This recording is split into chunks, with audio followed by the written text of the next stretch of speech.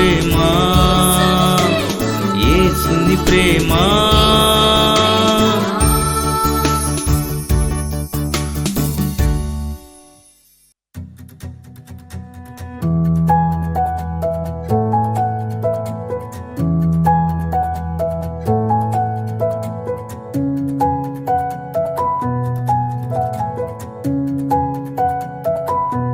స్తుతి నైవేద్యం. Praise the Lord. ప్రభువునందు ప్రియమైన వాళ్ళారా, అందరూ బాగున్నారు కదండి. మీ కుటుంబాల కోసం ప్రార్థిస్తున్నాం. దేవుడు మిమ్మల్ని తప్పకుండా దీవిస్తాడు. వాక్యాన్ని ప్రతిరోజు వినండి, ప్రార్థన చేసుకోండి. కుటుంబాలకు అదే ఆశీర్వాదం. 135వ కీర్తన 3 వచనాలు ధ్యానం చేద్దాం. యెహోవాను స్తుతించుడి, యెహోవా నామమును స్తుతించుడి. యెహోవా సేవకులారా, యెహోవా మందిరములో, మన దేవుని మందిరపు ఆవరణములలో నిలుచుండు వారులారా, యెహోవాను స్తుతించుడి. యెహోవా దయాళుడు, యెహోవాను స్తుతించుడి. ఆయన నామమును కీర్తించుడి, అది మనోహరం. ప్రార్థన చేసుకుందాం. మహాపరిశుద్ధుడా మా తండ్రి, కృపగలిగిన మా రాజా, మీకే మహిమ ఘనతను ఆరోపిస్తున్నాను నాయన.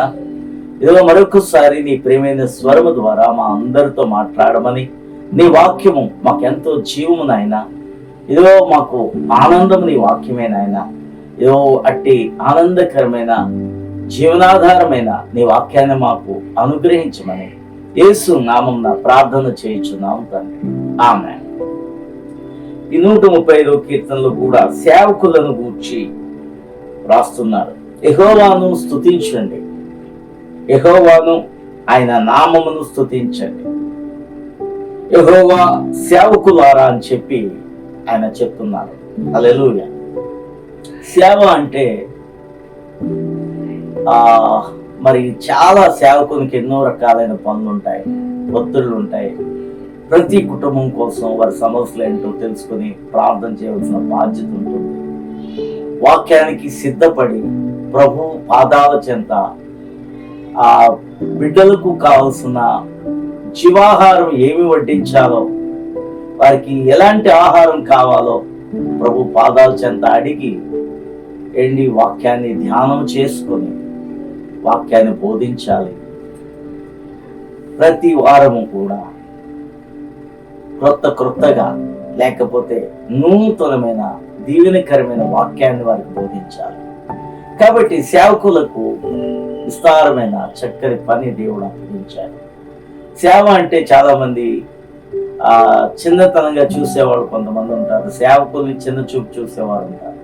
కానీ సేవ అనేది మహా గొప్ప భాగ్యం.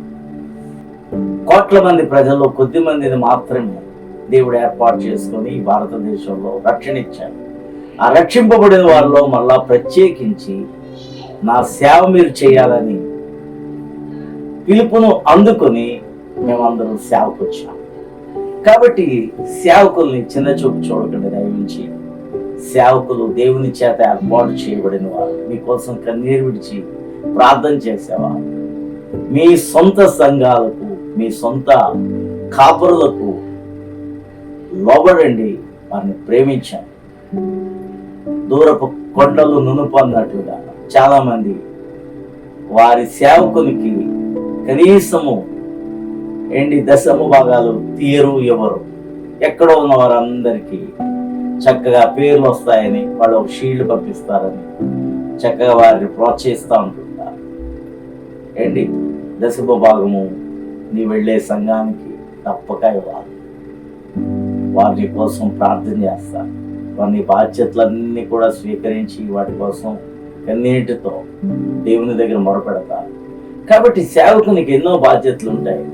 కాబట్టి సేవకులు పని చేస్తూ పనిలో అలసిపోయి దేవుని స్తుతించడం మానకూడదు, వ్యక్తిగతమైన ప్రార్థన మానకూడదు. కాబట్టి సేవకులారా దేవుడిని స్తుతించండి అని దేవుడు పిలుపునిస్తున్నాడు. హల్లెలూయా. దేవుని నామాన్ని స్తుతించండి అని సేవకులతో దేవుడు చెప్తున్నాడు. ఎంత సేవకుడు అలసిపోయినా, విస్తారమైన పనులు ఉన్నా, ఎంత పెద్ద సంఘమైనా లేక చిన్ని సంఘమైనా, వారు ఎంతమంది అనే సంఖ్యకు ప్రాధాన్యత ఇవ్వకుండా సేవకుడు దేవుణ్ణి స్తుతించాలి, దేవునికి స్తుతి యాగం అర్పించాలి. అప్పుడే వీరందరికీ కావలసిన ఆత్మాహారాన్ని వారిని సేద తీర్చడానికి కావలసిన శక్తిని, జ్ఞానమును, ఎవరితో ఎలా మాట్లాడాలో కావలసిన ఉపదేశాన్ని, వారికి కావలసిన మాటలు చెప్పి ఓదార్చడానికి కావలసిన చక్కని మాటలను దేవుడు ఆ సేవకుల నోట ఉంచుతాడు.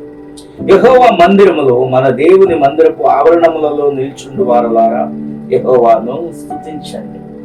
చూసారండి, దేవుని మందిరములో ఆవరణములలో నిల్చుండు వారలారా ఆయన స్తుతించండి. ముందు సేవకులతో చెప్పాడు. అన్నాడు పాత నిబంధనలో ఆవరణములో మట్టుకు మాత్రమే దేవుణ్ణి స్తుతించడానికి, దేవునికి బలిపీఠం దగ్గర బలులు అర్పించడానికి వచ్చేవారు ఎవరంటే ఇశ్రాయేలు ప్రజలందరూ.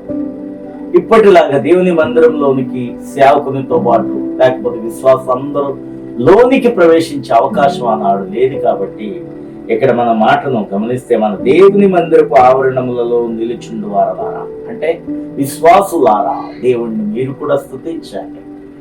ఏ విశ్వాస అయితే దేవుణ్ణి స్తుతిస్తాడో అతడు ఆశీర్వాదాలు పొందుతాడు.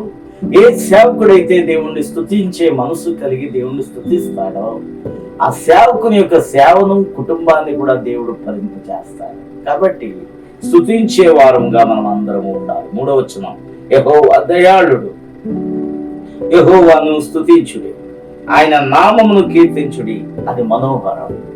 దేవుని నామమును ఉచ్చరించి, దేవుని నామమును, ఆ యేసు నామమును స్తుతించడం అది మనోహరం, అది ఆశీర్వాదం.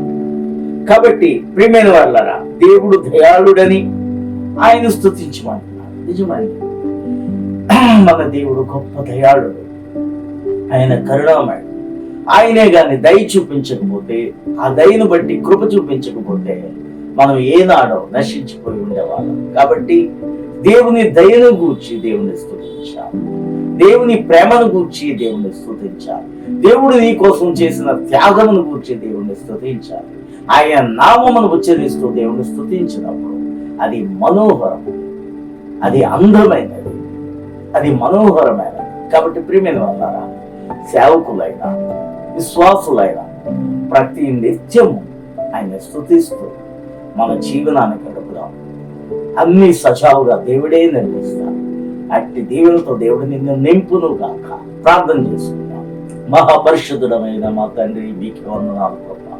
ఈ వాక్యం ద్వారా మాట్లాడేదా ప్రతి మాటను ప్రభా మా విశ్వాస జీవితంలో నెరవేర్చడానికి నీ కృపను అనుగ్రహించమని, ఈ వాక్యం విన్న ప్రతి సేవకుడిని దీవించమని, వాక్యం విన్న విశ్వాసులను దీవించమని, ఏ సంఘానికి వెళుతున్నారో ఆ విశ్వాసులు ఆ సంఘ సేవను ప్రేమించడానికి, ప్రోత్సహించడానికి, ఆ సంఘంలో ఒక స్తంభముగా నిలవటానికి ఇది కృపను అనుగ్రహించమని యేసు నామమున ప్రార్థన చేయుచున్నాము. ఆమేన్. నా ప్రభుని కృపలో